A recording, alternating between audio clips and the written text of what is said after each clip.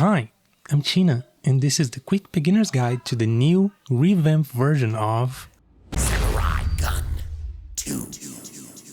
Samurai Gunn 2 is a unique mix of platformer and a one-hit kill fighting game, where sharp movement and quick thinking lead you to victory. The purpose of this video is to introduce the system mechanics of the game so that you can get started as soon as possible. That means that character-specific mechanics and abilities will not be touched much in this video, but I'll try to say when things might differ between all samurai and friends. Since Hayao is the character everyone with the free version of the game can play, and is also quote-unquote the purest character since he has very little in terms of unique abilities, most of the video will be based on him. But everything should carry in one way or another to most other characters too. So without further ado, let's begin with the basic movement of the game. Arguably the most important thing in Samurai Gunn 2, the movement system feels simple, but under the surface lies immeasurable depth. The basic moving around is akin to traditional platformer games, but with a big emphasis on momentum. Left and right move you horizontally, and the jump button makes you jump. Tapping jump makes so you do a shorter hop, and holding jump gives you a longer, floatier jump arc.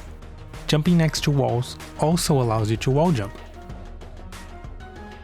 and moving towards them lets you slide down. Oh, and don't worry about needing to use an analog stick, since the movement is bound to 8-way directional inputs, so no matter what you're using, keyboard, controller, arcade stick, everything will work the same. Every character has differences in how they perform the basics, such as Golem instinct acceleration and different jump physics, Pops' heavier feel, or even Ghost's float.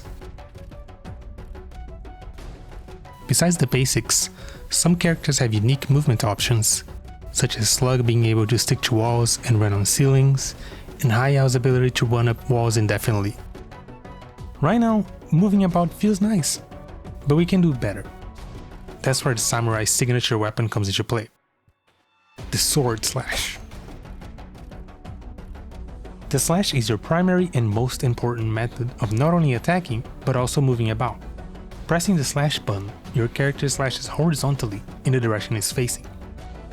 Holding up or down slashes in the respective direction. After each slash, you have a short period of recovery before slashing again, and if your opponent capitalizes on that, they can get a stylish slow-mo decapitation. But what elevates this simple attack is how it works with movement. Slashing with your sword gives your samurai a lot of momentum, which when combined with your jump gives you what I like to call a slash jump. Pressing jump right after slashing will boost you in the direction of your slash. The same can be done while wall jumping, and even slashing mid-air can give you a lot of speed. Some characters, like Pops, might have slight different timings for slash jumping due to how long they take to jump, so keep that in mind. Those two techniques, slashing and jump slashes, are the core of the free-form movement of Samurai Gunn 2, and mastering them will elevate your fun to new heights. Moving on, we have two mechanics that are tied to limited resource: shooting and dashing. Pressing the shoot button allows your samurai to shoot in 4 directions. Pressing the dash button allows your samurai to dash in 8 directions. Those two mechanics have limited uses dictated by how much ammo a samurai has per life. Usually 3, although some characters may have more or less, and once you're out of them, you cannot use them until you die and reappear in battle. Combined with slashing, dashing and shooting forms the main rock paper scissors of Samurai Gunn 2. Slashing beats shooting by the means of reflecting their bullet back at them. Shooting beats dashing, and dashing beats slashing because dashes are invulnerable to slashes. On top of that, by combining those 3, you can get even more options. By dashing and then shooting right after, you can create a super bullet. Those can be shot in 8 directions, and when they collide with another super bullet, fun things can happen. By shooting and slashing, you can make your bullets faster, which can mess with your opponent's timing. And even though there is no proper mechanic attached, dashing and slashing can be a great way to take your opponent by surprise. It can also turn reflected bullets into super bullets. With all those options at your disposal, you can get very creative with how you decide to play the game. Dashes and bullets also vary greatly between samurai and friends, so experimentation is key. Make sure to check everyone out.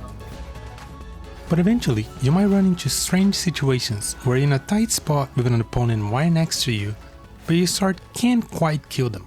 Or maybe you want your shooting game to be even trickier. That's where the bunt comes into play. When you press the bunt button, your samurai does a little animation. By itself, it does nothing, but when you're next to another samurai, you throw them. The samurai slash has a blind spot when you're on top of an opponent, and when in close quarters combat, you tend to whiff a lot of slashes due to this aspect. Bunts are a way to deal with that. After bunting, you can choose to throw the opponent in their directions, and when you do, they get in a tumble state. Clashing swords does the same.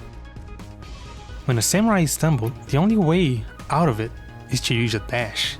So this is especially effective to exhaust the opponent's resources or capitalize it with a quick slash to confirm the kill. And in some maps, the bunt becomes quite scary.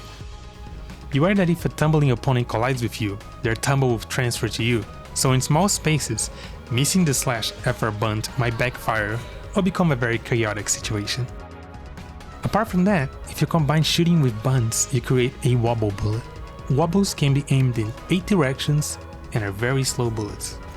Mind that wobbling then shooting and shooting then wobbling makes so bullets have different speeds, creating even more ways to trick the opponent's expectations. You can also bunt an incoming bullet and transform into a wobble bullet. Note that you can wobble super bullets, but they won't change properties, you only get tumble back. And that is it for the basic mechanics for Samurai Gunn 2. I still have a couple niche mechanics to talk about that wouldn't fit in any other place, so let's do a lightning round of them. Pressing the respawn button when you're dead makes you respawn faster. Try changing your respawn timing so you don't get killed on respawn. Being in water removes all ammo a samurai has, which means you can't dash or shoot anymore in their life. But a way to circumvent this is to slash before touching water as you're going fast horizontally.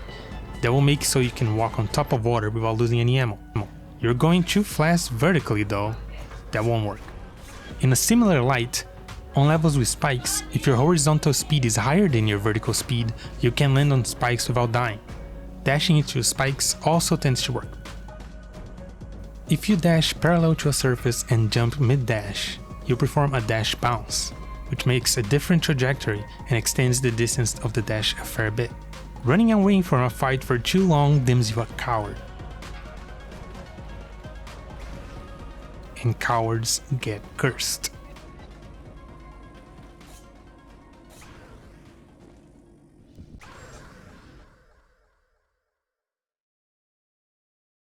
While most samurai follows most rules, all friends abide by their own unique rules based mostly on their games of origin. Keep that in mind when playing. And this is all I have to share in this video. This game is genuinely a masterpiece and it's only bound to get better and better as it evolves. Hope this little guide helps people get started with the game, especially with the free version. If you want to learn more, get connected with the devs and with the community, make sure to join the game's Discord. Link will be in the description. Thanks for watching, have fun out there.